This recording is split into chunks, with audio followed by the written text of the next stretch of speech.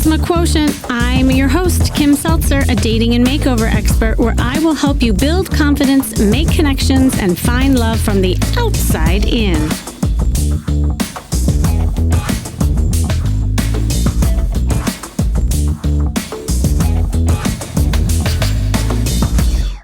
You do have the power to create the life you want, and that includes love life. But often it's hard to see that, right? You might think, oh, I'm too old to attract that kind of love I want, or oh, there are no great men out there, or oh, I live in a town where there's no one to date, or oh, my body isn't attractive enough to feel sexy. I mean, the list goes on and on and on, right? And with that, I always say, I believe you.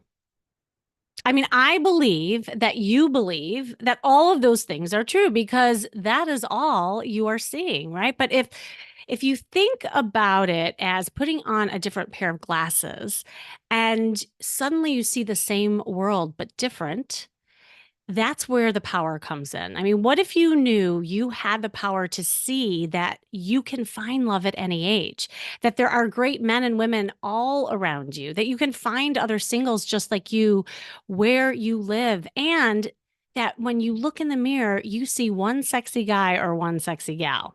Because the truth is, you have the power to achieve greatness in every aspect of your life. But it does take changing a few things about what you see.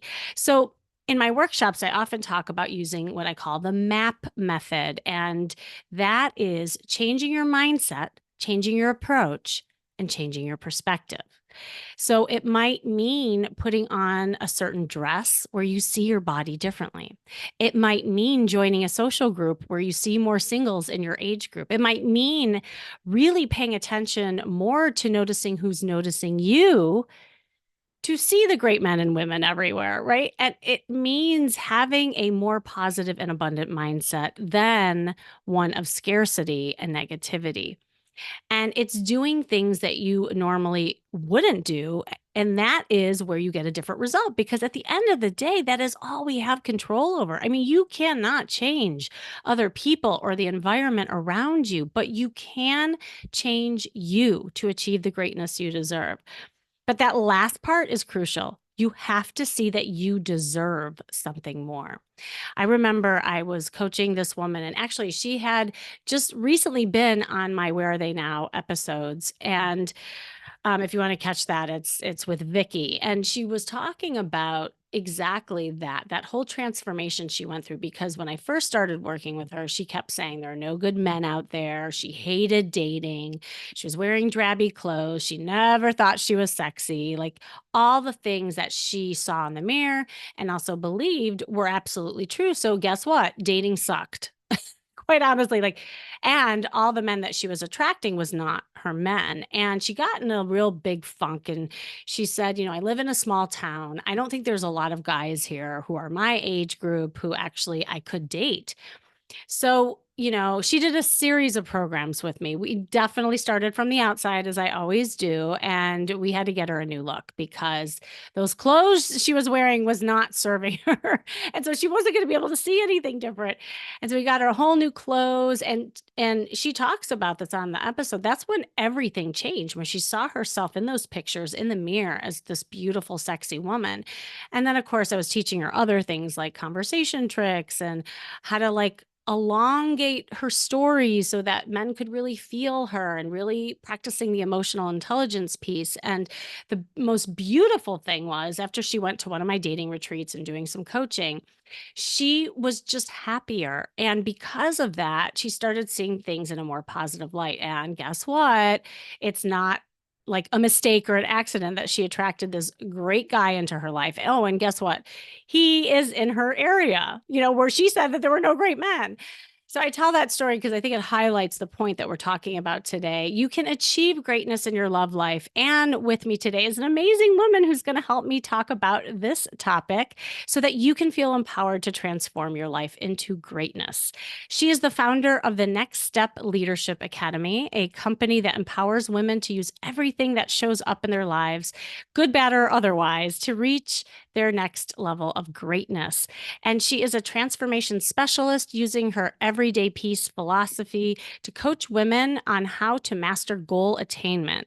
She is the author of Freedom is Your Birthright. She's the radio host of the Dr. Dravon James Everyday Peace Live, coach on the Sirius XM. It's Road Dog Truckin' Show. I want to hear more about that. And an actress whose career credits include a recurring role on HBO's acclaimed The Wire. Dr. Dravon James, are you there? Yes, I am. I'm super excited for this show. I tell you, I was just sitting here smiling from ear to ear as I listened to that intro. Boy, do we have some things to talk about. I told you. I mean, well, you and I were talking offline before we hit record, and I was like, she has no idea how much synergy there is between the two of us. And we're both from Yes. Chicago. We were just talking about getting out of that cold that you need to. Anyway, yeah, super excited about this. And I know you have a lot to bring to this discussion, but and I saw some of your story, but I don't know all of it. I would love to hear just how you got into this whole idea of greatness and doing what you're doing. Oh, well, thank you so much for asking. So, my story starts a long, long time ago. I feel like the senior citizen when I say this, but I was actually 18 years old. I had just graduated from high school and I was on my way in a couple weeks to go to college to study pharmacy. And my brother, who's younger than me, gave me a little bitty book called The Power of Positive Thinking by Norman Vincent Peale. Now, most people know that book. It's a tiny book, but it was packed with power and promise for me. I read that book, and I'm not exaggerating, at least 20 times within that short period of time when he gave it to me before I left for college that year. Because what happened for me is it opened up this door of well, I'm going to tell you something funny. When I first read that book, I honestly thought that I had discovered the secret to how to never have a problem in my entire life. I was 18. Right. I If was it were only 18. that So easy, right? right, and Right. we talked do it before the show. I told you I love to take notes. I'm a feverish note taker, so I have journals and journals and journals just from that book alone. And I always laugh when I read those. That 18-year-old girl writing out the formula for not having any problems. So, needless to say, I did not discover the formula for not having any problems. But what I did discover, which is just like alchemy, is how to use everything that shows up in my life to help me reach my next level of greatness, right? Mm, So that book really did that for me. It opened up the doorway and told me, I have some control. And you mentioned the word emotional intelligence, and I didn't have that term in my wheelbarrow of terms at 18 years old. But I think that book did that for me too. It helped me to start on my journey of emotional intelligence. It helped me to start on my journey of different perspectives for everything. And you said something, you hit the nail on the head that, yeah, you're right. If you think that there are no men or women in your town for you, you're right that you could believe that. And if you believe that, then yeah, you're right, right? But you can change your perspective. And when you change the way you see the world you see will change. And that's where my journey, I got all those concepts, different phraseology, of course, but all mm. that self-soothing even, uh, quick memory from back there. He would give you these words in the book that you can use. And my word was serenity and tranquility. And I remember I would say that when I found myself, here I am 18 years old, serenity and tranquility. But it really made a difference. I've coached hundreds of people, and part of my coaching process always comes from the foundation that was laid in that book for me. Oh my gosh, that's beautiful. I love that too, like how things can change in just one little book or one podcast that you listen to or one message you get from a mentor that can like completely change the direction of your life and impact you in a powerful way. So that's really cool. Well, what drove you to even get that book in the first place? Were things just not going in a great direction or Well, the interesting thing is my brother gave it to me. I graduated, and so here's the funny thing. All these years, I honestly thought that my brother had bought that book for me. It was in recent years, my brother said, "Yeah, I never bought that book." He said, "I just went and took it off mommy's bookshelf and I gave it to you." Right. And I don't know what made him give me that book, except for my brother, who I mentioned, he's 13 months younger than me. He was always a person who read autobiographies. And back then, I don't think they called them self help books, but he read a lot of positive thinking books and all this sort of things. Me, I read historical romance, and maybe he thought it was time for me to grow up because I was leaving for college. But I tell you, when he gave me that book, it really did change my perspective on the world. Mm, And I hadn't had the most charmed, easy childhood. It had a lot of bumps and knocks around, as with most people. everybody. And right, I could have left for college feeling, woe is me.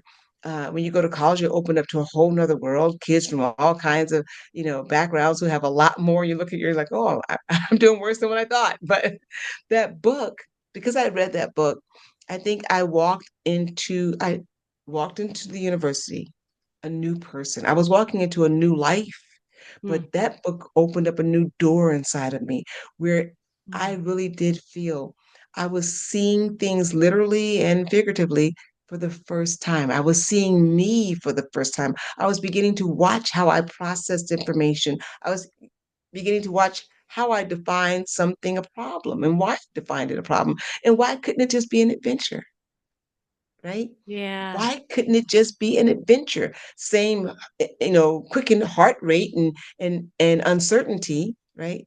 Problems Mhm. give you that feeling, but adventures do too. So it helped me to start framing the way I was going to eventually view the world and view my life and my journey. Yeah, that's beautiful. And I wonder, and well, I guess this is what we're getting into and how we actually implement some of those things, right? Because it's one thing to read a book and see an outline of something and intellectually say, yeah, I want to achieve this goal or this level of greatness. But I think why people usually come to you and I, right, is the how to. So, how, like, what did you start doing to incorporate some of this stuff to like take action and start seeing like the greatness? I mean, look at all these things that you're doing too, which are amazing. And I didn't know if you like there Thank were you. tools that you used along the way and maybe you teach it now. Yeah, so I want to say the very first thing is that people do, you're right, we're life coaches and people come to us for all sorts of reasons. And sometimes they come and they're not really sure why they come. They think they're coming for one reason, but when you start talking to them and you Yeah. start, uncovering things, you realize, oh, this is your real reason, right? And so one thing, a tool that I use still today for myself and with my clients is self-awareness. It's so very important. And we Mhm. only get to self-awareness if you think we're talking about love. So let's keep it in that perspective. If you're in a new relationship with somebody, right? The only way they can get to know you is to spend time with you and ask you questions and dialogue, right? We overlook that part about ourselves, right? We know a lot about, celebrities, politicians, family members, our children, but sometimes I find, and quite often even, that we don't know as much about ourselves. Recently, I had a client tell me, I gave her an exercise to write down 5 things that she liked to do, just 5 things that she liked to do. And she struggled. She couldn't think of 5 things that she liked to do in and of herself, for herself, not for the children, not for the spouse, Oh, for that's her. good. Right. That's good. So the first tool for self-awareness is to simply greet yourself, however you kind salutations, and ask yourself how you're doing today and wait. Mm. Just wait. Don't rush to the water cooler answer. I'm fine. How are you? Don't do that. Right. It's just, and I would say to myself, several, Dravon, how are you doing today? Right. Now I've done it so much to the little girl in me will well up and say, she'll start stomping her feet. I'm tired. I don't feel well. I'm lonely. I was Just start going. wondering, I'm like, I was just gonna ask them, like, are you honest with yourself though? Or do you always say, I'm great, I am feeling awesome? Or do you actually Right. And say so how you feel? yeah, right. But most people, when they first start doing it, because we're so used to people not really being that invested in the answer when we ask, politically correct thing to do is to say, "Oh, everything's great. How are you today?" Right? But Right. you're not speaking to a stranger. You're speaking to yourself. And so, what you want to do is to slow down, right? And when you do it the first couple times, you probably come up with nothing. Your inner self is like, "What? Are you talking to me? Are you now paying attention to me? I don't know. I don't know." And it starts to hide from you. But you do it a couple times, and that inner part of you will realize, "Oh my goodness, you're doing what? You're paying attention to me." I remember that movie years ago. Oh, they like me, right? That Yeah. famous line from the movie, right? But you begin to have that impact on yourself that you like you. That's the very first thing. And how do you demonstrate your like? By spending time with yourself and asking yourself, how are you doing today? right? Once you get to that, how you're doing, what you need will become evident, right? If you say, "Oh my gosh, I'm sad, I'm this," well, why? What's going on? This is self-talk, self-care. It starts there because you change your perspective on the world ultimately. And I love what you said. I want to go back to that too, that you start with some external stuff. I love that because you do have to change some external things if you really want to have some sustainable change in your life. Mhm. But that self awareness is my first tip for everybody. Start to be your best friend. You Mm. start to be your best friend. That doesn't mean you run out and buy the most expensive, whatever. It's really more important than that. It's you paying attention to you, you being the first person to ask how you're doing and to try to give yourself what it is that you need so that that answer is authentically, I am doing great. I love that. And such a simple exercise, yet such an important one. And I wonder, and I'm sure you encounter this all the time because I love what you said that half the time people don't really even know why they call you or where they're at or what they want. Because in that self-awareness stage, I think that's when you also are aware of the things that you need and what you desire, which helps, I would think, obtain like the goals that you want to, you know, really achieve. But and the reason why I'm asking this, and this I think would be really important to flush out, is like when I have my first call with people, at the top of the call, they'll say, I want a man, I want a woman, I want a relationship. But then at the end, it's not really what they want. And it's like peeling away the layers and it's like, "Oh wait, actually I just want to have sex or I just want to have fun or I want, like and I'm just simplifying it." So, are there ways that people can come into like specific goals for themselves, really understand what they want in that stage? Are there any tricks that you teach people for that? Yeah. So I love that you're saying that because you're right. They come with one, I guess, Yeah. big politically correct goal maybe, and then Mhm. they get comfortable with you, start talking, they discover that really your goal is this. So what I always tell people is that, and we're really targeted today. We're talking about love, and when I Right. work with clients, I say, okay, I'm going to look at your life. I'm going to ask you to look at your life in three major areas: health, wealth, and relationship. And we're going to say, if you had the ideal health situation, what would that look like? And I'm going to be listening, and they're going to just, I said, just talk until you finish. There's no time. It's just talking, whatever it is you want to, because I could tell you about mine, and some of you are like, oh, you forgot this, but there's some stuff that's important to me that may not be important to somebody else. So tell me what's important to you, right? And we're going to talk about your wealth situation, and I want you to be totally honest. Like if you had, your ideal wealth situation, whether it be career or business or stay at home adult, what is it that you are looking for? And they do that part, and we get to the relationship part. And so from there, we look and say, I'm going to ask you to, and I'm listening too, we're going to pick one goal in each one of those categories. So since we're focused on relationship today, we'll say we'll pick one relationship goal, right? And then whatever that goal is, we'll drill down as to your why. Like, what does that Mm. represent to you? Right? Why is that important? Right? I get just recently had a client who said, she wants to be married. She was married a long time and she's divorced and she would love to be married again. So we talked about that. And why do you want that? Tell me about your situation is now. So it's the drilling down. It's that a little annoying question, the why?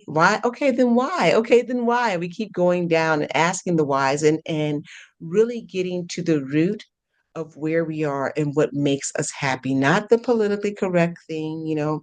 I hear all kinds of things, as I'm sure you do. I hear women say, well, I want to be married because I want financial support. Well, it's okay to be that. Your goals are your goals. They will not be judged, especially with your life coach, right? But so how we get there a lot are with why questions. I use why a lot as my technique is to go, to drill deeper into what it is that you say you want and peeling back the layers till we get to the why. And I gotta be so funny, make you laugh. We got through with that session and she realized that, ooh, I don't know if I want a husband. Right? I somehow I knew that was the ending of the story. I love that. So what was it that she wanted? Because this is good for people to hear. Really, she just wants a very wealthy boyfriend to travel with and do Yeah. luxurious things with. And I said, "Ugh," and there was some in her mind, some stigma associated with that. But she herself is a very successful woman. I said, why shouldn't you have a very successful, relationship that doesn't have to have all of the responsibilities of a marriage? And I bet there are a lot of guys out there who would love to have that too. So, but just being honest with yourself without and I have to say again, being in a life coach situation to me, probably more so than anything that I've ever experienced, is the most freeing because as you know, there's no judgment there. There is no judgment at all. Your goals are your goals, and we're here to help you to stay on track and to achieve those goals. You may change Yeah. your mind midstream, but the goal is the goal. Once we why and drill down to what it is that you want, we get into strategy mode and figure out what it is that you need to do and develop the habits necessary to obtain that goal. That's what I was going to ask you. So after the self-awareness stage, is that when you move into breaking habits and like what are the other Yeah. stages? Yeah, so then once we drill down and we get our why and we're really firm on the why, we go into well, next we go into adding a lot of emotion to it. So we have to have that why there, right? And so we add emotion to the why, right? And start using our imagination a lot. So using our imagination, like what would it feel like if you had Mm. this? And then we need to get really, really graphic with the emotions so that we can really get buy-in on a level beyond this is just a surface, I could take it or I could leave it. We really do need the imagination and the emotion to attach to that why, right? Once we have that, then we start saying, okay, well, what are the habits of that person? We start actually, is it AI, artificial intelligence, or avatar? I used to call it avatar. We start actually building that avatar, right? What would a woman who had, we'll just use that example, who had this particular lifestyle? Well, where would she live and what would her, Mm. geographically and, what would her home life look like? We talked about you mentioned external stuff. We deal a lot in the external at first, right? Well, what kind of clothes does she wear? Right?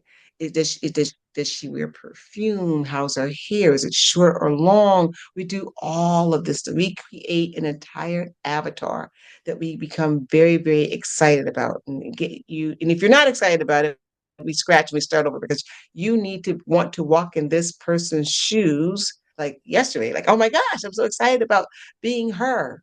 And the great thing is that you can be her because you have created her. So Mm. now we go to work on the habits, right? That avatar would have. So if she dresses this way, right, then how much time do you think she spends on grooming? What are some Mm. so how much sleep do you think she'll have to have? Right. So she can't show up if this is your image, and we're just using that particular example with bags in her eyes because she hasn't slept enough or she's drank too much caffeine. So we start looking at what are the habits that particular avatar, if you will, that you've created would have around everything in her life, right? Mhm. And so we do all that. We get all those habits, and then we drill down a little bit further. We make it simple. We say, okay, what's the easiest one of those habits to adopt? We always start with the easiest thing. Well, the easiest Mm. thing could be, and I'll stick with this example, was increasing your water intake because when you increase your water intake, your skin looks amazing. Mm. It's nice Mhm. and tight, right? We all like So, that. right? Your skin looks amazing. So we increase our water intake. And if you're a person who didn't drink any water at all, like you took 2 sips a month, then we're going to start really, really slow. How about we just increase our water to 1 glass a day? And we're going to track it. And so we start really slow. We're not in it, we don't overwhelm our systems. We start really slow because we're looking for some consistency and some wins right away that we celebrate, right away that we have. When we do this, we're going to celebrate because what we know in this process of life coaching and building, helping people attain dreams is that for every step or 2 steps forward, there'll probably be a half a step backwards, and that's okay. That's how Mhm. progress happens in Mhm. all industries, right? You have that. So, but once we get some momentum going, it will help pad and cushion us and recondition our brain for our brain to know, yep, we can make changes.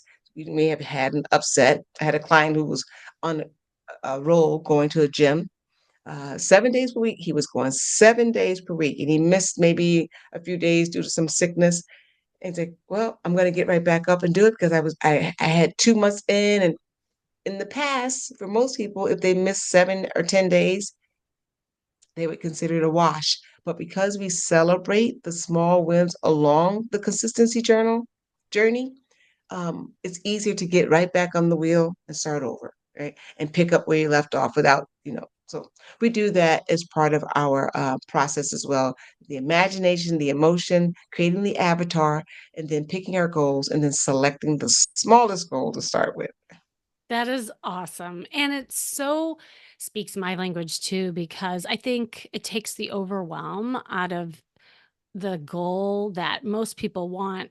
And that is no matter what part of life, like if it's love, it's like find me my soulmate or find me my partner, which is huge. That's just a huge goal. It's overwhelming. Like, or like I love when people say, oh, well, just go out and date. Well, it's like, okay, that sounds great, but like what are the steps that I need to take to get there so that I don't feel scared to get out there or I know what I'm doing when I go online on Bumble or whatever it is. And so I say the same thing. Like I actually have a program where I gamify everything and every week they get dripped a challenge of the week, almost like in the gym where it's like, okay, go to the grocery store and smile at 5 guys this week and just get confident doing that, right? Because it is about that muscle that builds over time that gives people confidence too. So I really like that you address it. And I deal with this too, but I wondered how you do.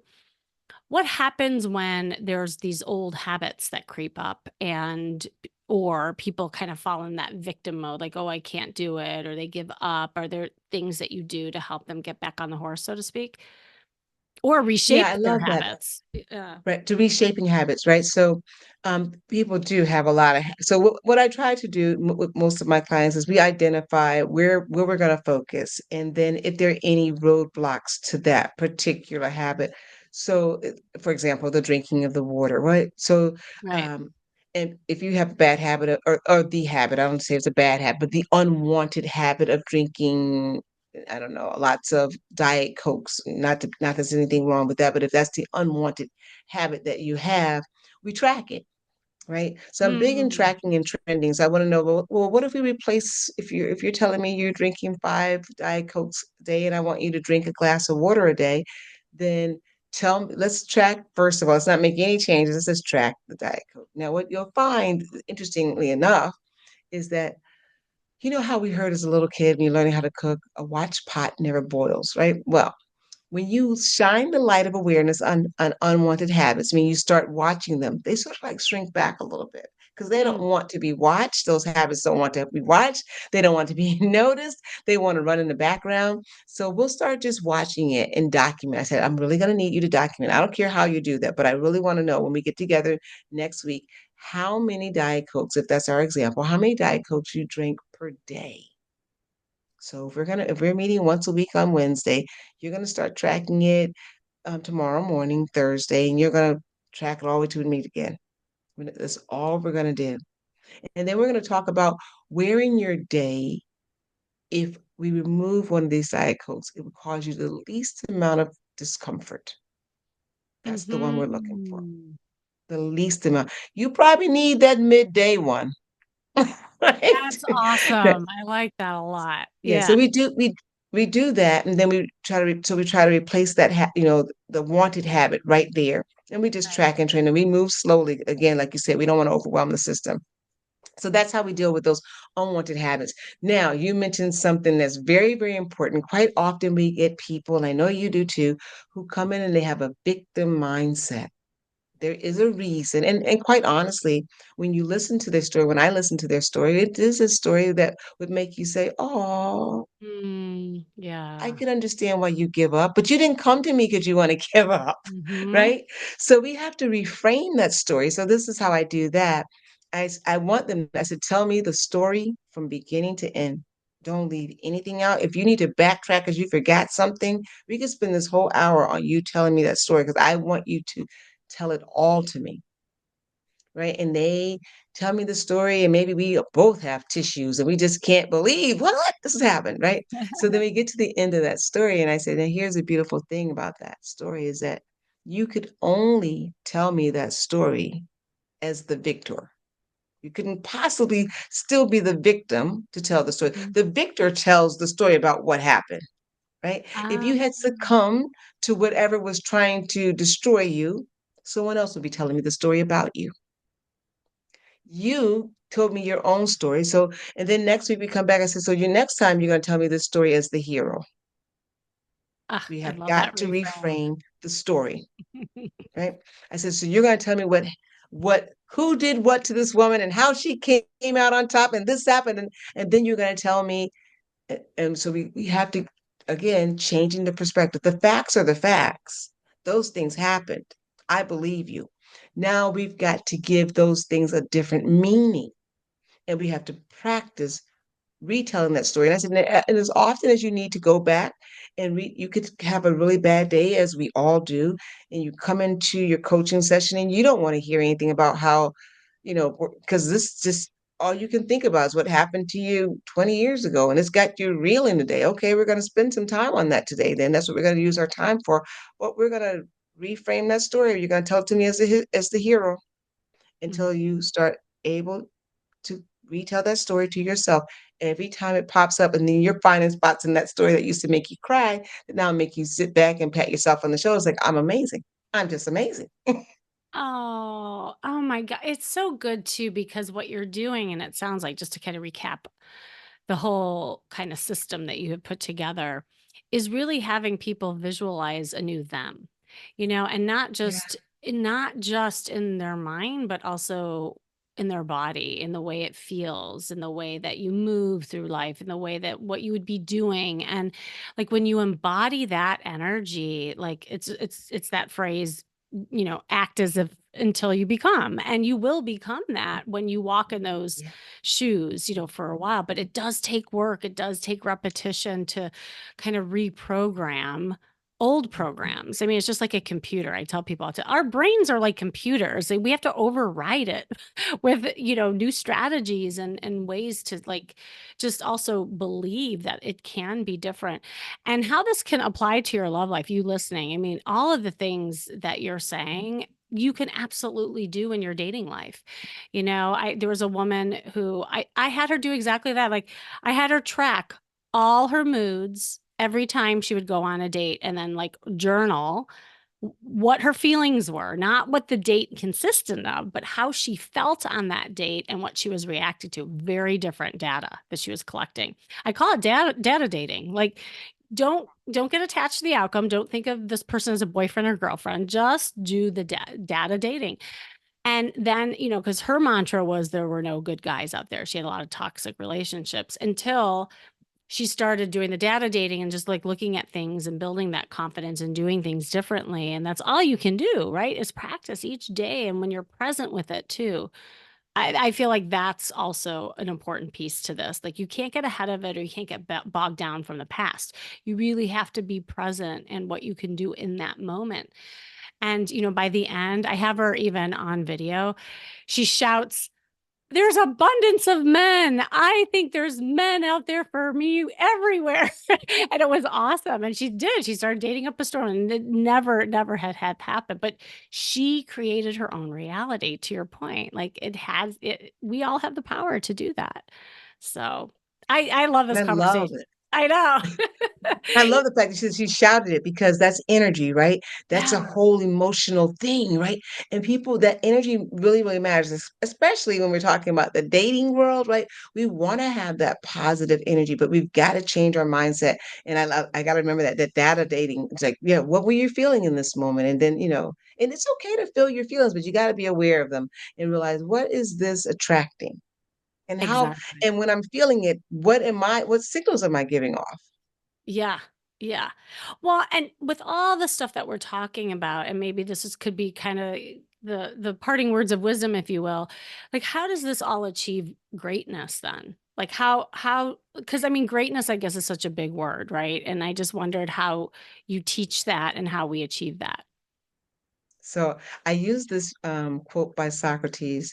Um, oh my gosh. To know thyself is the beginning of wisdom. To know thyself is the beginning of wisdom. There is no greater path to be on than self awareness because when you know your next level of greatness, I always talk about that. Your next level of greatness is dependent upon how well you know yourself.